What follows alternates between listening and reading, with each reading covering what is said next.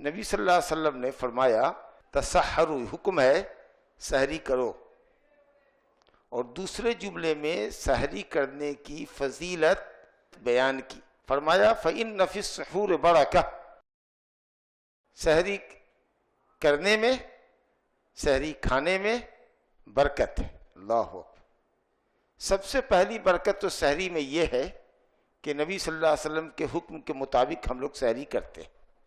اور نبی صلی اللہ علیہ وسلم کے حکم کی بجائے خود بہت بڑی بھلائی، بہت بڑی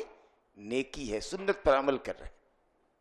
اور اس لیے حدیث ایک مقام پر آئی ہے کہ اگر خواہش نہ بھی ہو سحری میں کچھ کھانے کی تو ایک کھجور ہی صحیح کھا لو، اگر وہ بھی نہیں کر سکتے ہو تو ولو جرعۃ ماء، ایک گھٹ پانی ہی صحیح، سحری کی نیت سے کہ نبی صلی اللہ علیہ وسلم نے سحری کھانے کا حکم فرمایا ہے، اس حکم پر عمل کرتے ہوئے ایک گھٹ سحری کی نیت سے پانی پی لو، کیونکہ نبی ہم کے سنت کے جذبے سے جب آپ عمل کریں گے تو آپ ثواب کے مستحق ہوں گے۔ ایک تو یہ برکت ہوئی۔ دوسری برکت سحری میں یہ ہے کہ سحری کھانے سے آدمی کو روزہ رکھنے پر مدد اور قوت حاصل ہوتی ہے، اور روزہ رکھنا ایک روزے دار کے لیے آسان ہو جاتا ہے۔ اب دیکھیے اس کھانے میں کتنی برکت ہے، اس کا آپ اندازہ کیجئے کہ یہ چند لقمے جو ہم سحری میں لیتے ہیں وہ ایک صبح طلوع فجر کے وقت سے لے کر کے غروب آفتاب تک کوئی 15 گھنٹے کے کھانے سے کفایت کر دیتا ہے ہم کو۔ کتنی برکت اللہ تعالیٰ اس لقمے میں دیتا ہے، کتنی قوت دیتا ہے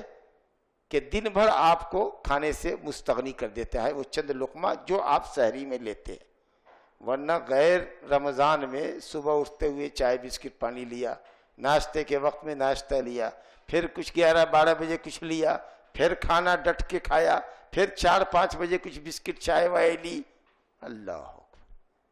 یعنی ایک صبح کے فجر کے وقت سے لے کر کے غروب آفتاب تک کم سے کم 2-3 مرتبہ کھانے کا عمل ہوتا ہے،